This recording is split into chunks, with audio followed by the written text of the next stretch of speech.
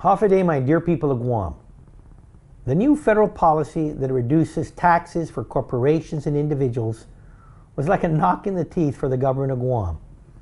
A near immediate 67 million reduction in revenues seemed like a huge obstacle, but working with the legislature and with the men and women of the government of Guam, we were able to reduce expenditures and create a path to enhance revenues. Now, we're not out of the woods yet, but with the additional revenues anticipated in May, we can now chart a path to normalcy and unwind some of the measures that we took to realize immediate savings. Through these times of adversity, we are seeing ways to improve our government. Our efforts to avert furloughs or a government shutdown while also maintaining government services highlighted opportunities.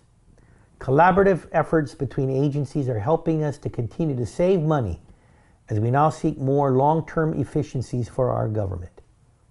The men and women of the Guam Fire Department and the Department of Agriculture have combined their efforts and are sharing resources, allowing us to reopen a fire station.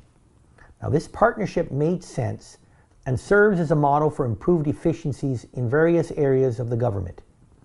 Now, we are looking at agencies that typically work together, and we're trying to determine whether it makes sense to bring them together or whether it's in a partnership or through combining agencies. As an example, the Guam Economic Development Authority has been working very closely with the Department of Chamorro Affairs in improving Chamorro Village.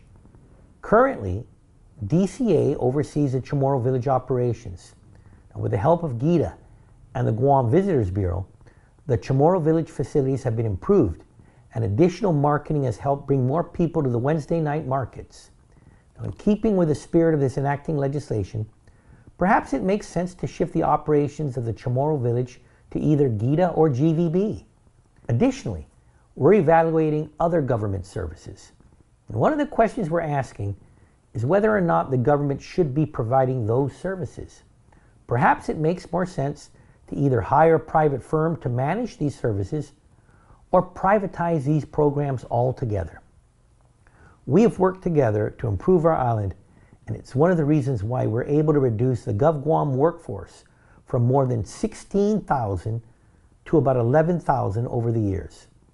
All the while, we've grown our economy and improved services. Now, the new federal tax cuts challenge, as tough as it has been, is providing an opportunity for the administration and the legislature to work together to streamline how we provide government services. Walt Disney, the creator of the world-famous theme parks and most beloved movies, in reference to being fired for not being creative enough, once said, "You may not realize it when it happens, but a kick in the teeth may be the best thing in the world for you." Now, like Mr. Disney, by confronting this challenge, we have an opportunity to create a more efficient, streamlined government of Guam.